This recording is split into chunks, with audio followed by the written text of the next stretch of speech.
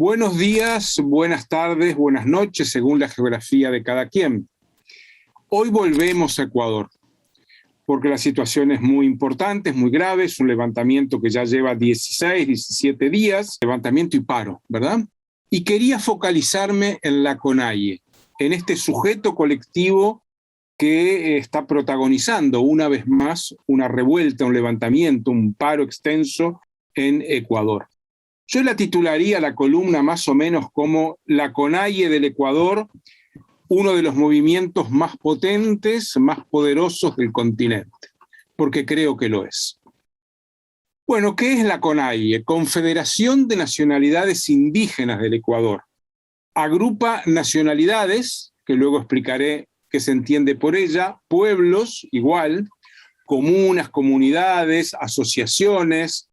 Tiene 35 años de fundada, se fundó en 1986 y se estructura en torno a 53 organizaciones de base de carácter regional en tres grandes confederaciones.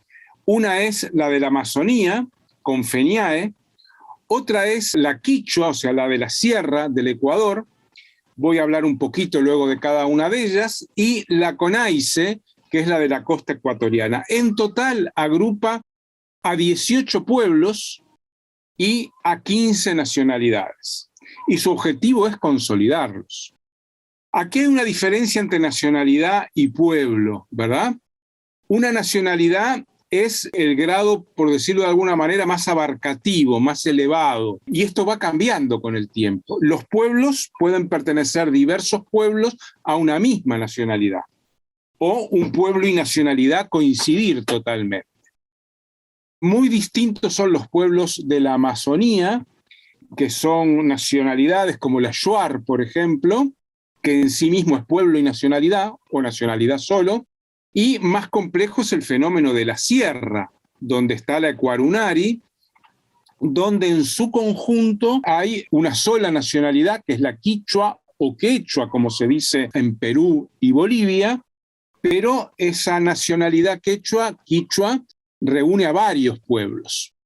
La estructura de la CONAIE, aquí la tienen delante de ustedes, abarca una estructura de carácter sindical, digamos. Su presidente es Leonidas Issa, que es de la nacionalidad quichua, pero pertenece a un pueblo concreto, Panzaleo. La vicepresidenta es quichua, pero amazónica, Zenaida Yasacama.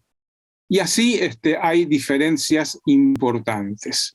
La estructura es el Congreso, la Asamblea, el Consejo de Gobierno, y como toda organización así, digamos, inspirada en lo sindical, tiene cargos, presidente, vicepresidente y diferentes áreas, comunicación, juventud, salud, mujer, etcétera, etcétera. Confluyen en la CONAIE tres organizaciones. La Confeniae de la Amazonía son 11 nacionalidades.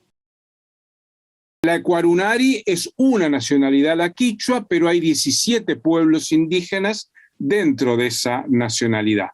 Y la CONAICE, la menos fuerte de las tres, la de la costa, son 4 nacionalidades, 2 pueblos y 3 organizaciones de migrantes.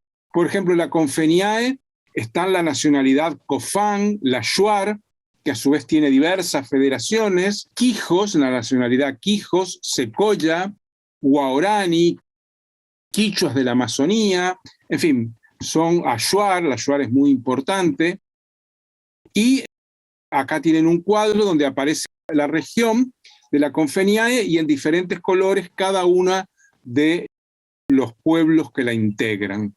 Estamos hablando de 1.500 comunidades solo en la Amazonía. Esto es muy fuerte, muy importante. La Ecuarunari, la de la Sierra, son todos quichuas, pero hay quichuas de distintos pueblos, ¿verdad? Hay cayambis, hay pastos o tabaleños, un pueblo muy fuerte, y así sucesivamente. La Ecuarunari tuvo un cambio de nombre. Siempre se llamó Ecuarunari, es la más vieja de todas, surge en el año 72. Ya les dije que la CONAIE surge en el 86 con estas tres confluencias, pero la Ecuarunari se llamaba inicialmente Ecuador Runacumpac Richarimuy, que quiere decir el despertar de los pueblos indígenas. Y en el 2001 se cambia el nombre, no la sigla Ecuarunari, por Confederación de los Pueblos de la Nacionalidad Quichua del Ecuador. Quiero decir que la nacionalidad quichua asume recién en 2001 el concepto de nacionalidad. Y aquí ven la zona andina de Carchi en la frontera con Colombia hasta Loja y los pueblos que la integran también ahí en colores. Y finalmente la CONAICE, la de la costa, Esmeraldas, Manabí, Guayas, El Oro y Los Ríos, y las diferentes nacionalidades que la integran. Esta es la estructura, lo más simple de ver en la historia de la CONAIE. Pero me gustaría hablar de temas más del desarrollo de sus luchas. La CONAIE se ha convertido en la principal fuerza social, como dije, del Ecuador y una de las más potentes del continente. Su aparición pública con fuerza, aunque fue fundada en el 86, fue en el levantamiento de 1990, en junio, conocido como levantamiento del Inti Raymi, justo hace 32 años, que fue la gran irrupción de los indígenas en la realidad del país, que fue una irrupción básicamente rural. A partir de ahí se genera un patrón de acción que es tomar haciendas, cerrar mercados, cerrar rutas, cerrar vías y ocupar partes de la ciudad. En aquel momento hubo una ocupación de la iglesia de Santo Domingo, en pleno centro de Quito, una iglesia colonial, donde se realizó una importante huelga de hambre. Esta fue, como dije, la aparición pública. Por primera vez los indígenas son una fuerza social y política y colocan el tema indígena en la agenda del país. A partir de ahí, del levantamiento del Inti Raymi 1990, se realizaron aproximadamente 14, otros dicen 15 levantamientos. Ustedes calculen que 14, 15 levantamientos en 32 años les está dando casi un levantamiento cada 2 años y poco. No todos los levantamientos tienen la fuerza del actual o del Inti Raymi o del de 2019, que para mí fue el más potente. La CONAIE a mediados de los 90, 96, genera Pachacutic, que es su brazo electoral, que con muchas idas y venidas ha tenido una presencia importante en el país, sobre todo en los cantones del sur, ¿verdad? Chimborazo, Cotopaxi, etcétera, en la sierra, donde es hegemónica, y llegó a tener el 20% de los votos en 2021 con la candidatura de Yacu Pérez Guartambel. Y en ese periodo, 2000, 2001, lanzan un lema, una consigna que es no todo solo para los indios, porque estaban en una alianza bien importante con organizaciones urbanas como el Frente Popular, el Frente Unitario de los Trabajadores, una multitud, y con los años esto va creciendo, de colectivos feministas, ambientalistas, cristianos, barriales y estudiantiles, y me parece que esto es realmente importante. Algunos de estos datos los estoy extrayendo de un reciente artículo de Pablo Espina, ¿por qué la CONAIE sigue liderando las protestas en Ecuador? Y un poco explica esto que venimos hablando. Señala que en 2019 fue un levantamiento realmente importante. Durante 13 días ocuparon el centro de Quito, acamparon en las universidades que rodean el centro, el Parque del Arbolito, y obtuvieron una fenomenal victoria al obligar al gobierno entonces de Lenín Moreno, supuesto sucesor, que no lo fue, de Rafael Correa, a derogar un paquete de medidas inspiradas por el Fondo Monetario Internacional. Este levantamiento fue de una fuerza inusitada. Confluyeron indígenas de la sierra y de la Amazonía con un vasto movimiento urbano que se empezó a expresar de una forma muy particular y muy potente. Este movimiento urbano, sobre todo en los barrios del suroriente y algunos también del norte, se convirtieron en bastiones también de lucha y eso le dio una fuerza muy importante al movimiento.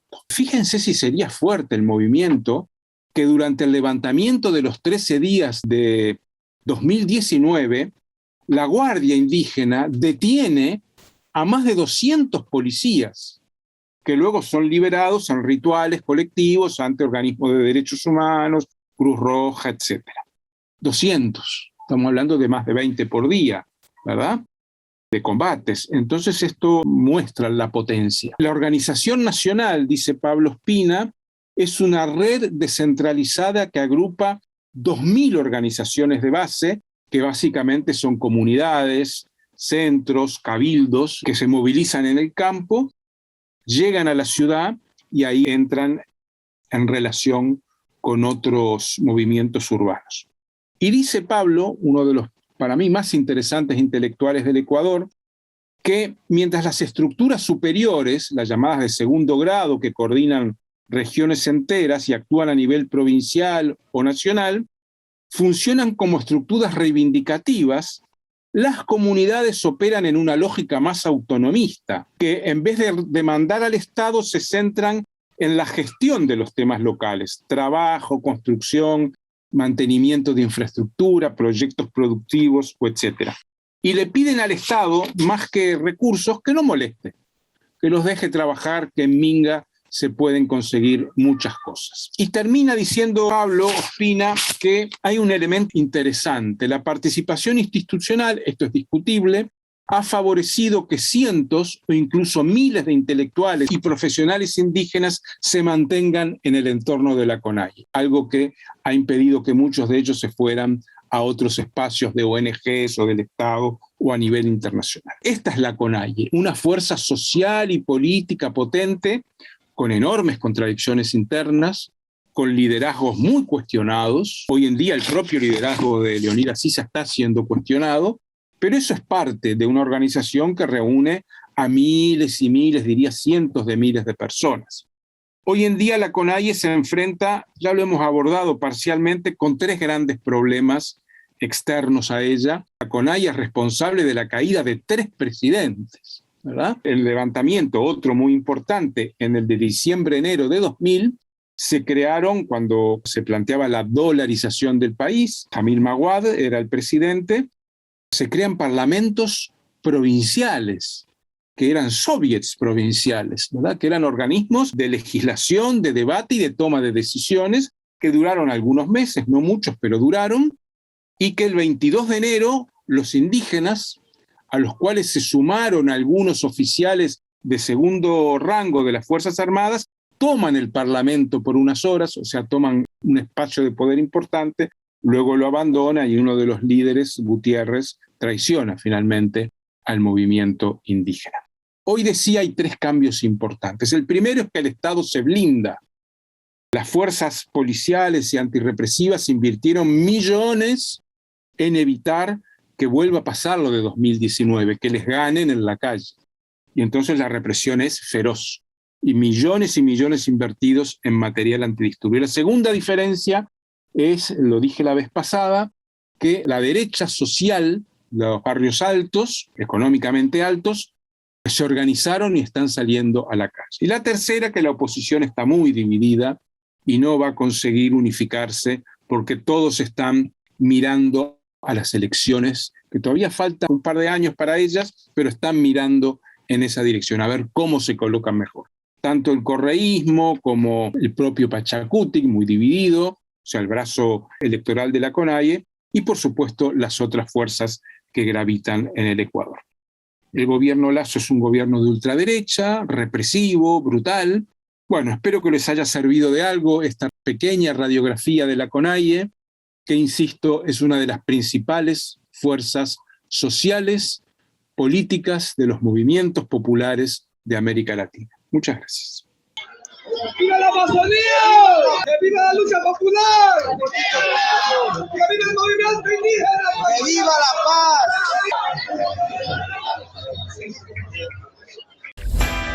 No olviden nuestros recomendados de la semana. Adquiéralos en nuestra oficina física o en nuestra librería virtual.